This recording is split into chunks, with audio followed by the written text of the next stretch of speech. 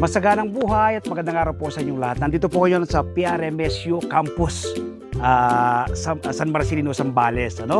Ang PRMSU po ay meron siyang 7 campus sa iba't ibang lugar dito sa ating bansa. Ito po, nasa San Marcelino Campus po ako ngayon. Nandito po ngayon sa isa sa kanilang mga greenhouse. At ang nagsusupervise po dito, si Professor Ronel de Guzman. Si Prof. Ronel po ay siya ang guro ni Raymond Rafanan. Bago gunita po natin, ito pong nakalipas na 2 linggo, si Raymond po ang ating naging guest. Ang batang estudyante na nag-ipon ng, mula sa kanyang baon hanggang makaipon siya ng 3,000 at nag-put up siya ng kanyang sariling greenhouse. So si Sir Ronel po ang nagturo niyan. Tingnan po natin kanyang mga setup. Setup ni Sir Ronel, napakaganda. So yan po, tingnan po natin yung kanyang ayan, ito po Karatki method po ito, Ito yung tinatawag nilang plant and forget. Kapag nakitanim mo po, alos hindi siya inaalagaan. Yan, nasa mga styro box po ang pinakapunan mo rito. Yung styro box, styro cup, at saka yung yung coco pit,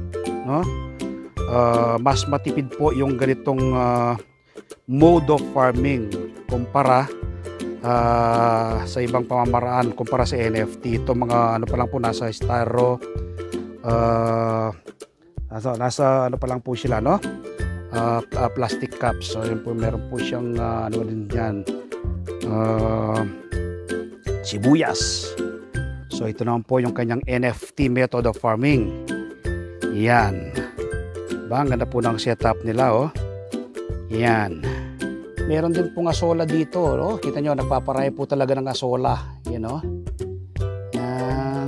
Sa mga ilalim, Ito po yung mga celery. Yan, ang celery. Dahil po, di ba? Yan, ang celery. Dito po galing yan. Itong kanilang punla na celery. Yan. Tapos nilagay po nila sa mga sa malapit na pong pwede na pong ilagay yan sa, ang celery po napakadaling alagaan, Pwede po sa mga bote ng mineral water kung urban gardener po kayo. Pero pag malawakang plantation po, yan, pwede po sa hydroponics, pwede po sa lupa.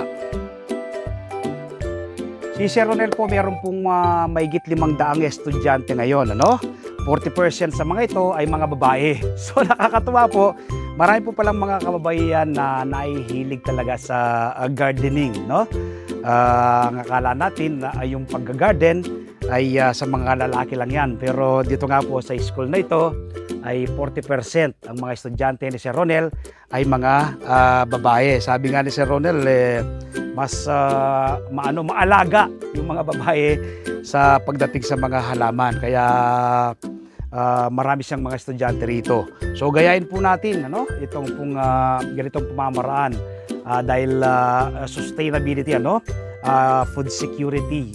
Kapag po kayo nagtatanim natin sa sariling pagkain, una po, makakatipid ka. Pangalawa, makatitiyak ka ng masustansyang pagsasalo ng buong pamilya. At pangatlo, makakatulong ka pa sa pagpreserba sa ating inang kalikasan. Invite ko po kayo this coming Sunday. Panoorin po ninyo ang ating TV show na Masaganang Buhay. Mapapanood po yan alas 7 hanggang alas 8 ng umaga sa 1PH Signal TV Channel 1 ng TV5. Tiyak po, ma-inspire kayo, ma-educate at ma-motivate kayo kapag napanood ninyo si Sir Ronel de Guzman, Professor de Guzman, napakaganda po ng kanyang mga ideas na itinuturo sa bawat estudyante dito po sa PRMSU San Marcelino Campus. So don't forget, Masaganang Buhay this coming Sunday. Kapag araw naman po ng Martes, umaga po kayo ng kopya ng Filipino Star ngayon. Meron po akong column dyan, Isinusulat ko po sa aking column ang iba't ibang do-it-yourself tips at yung pang-sikreto sa pagsasaka.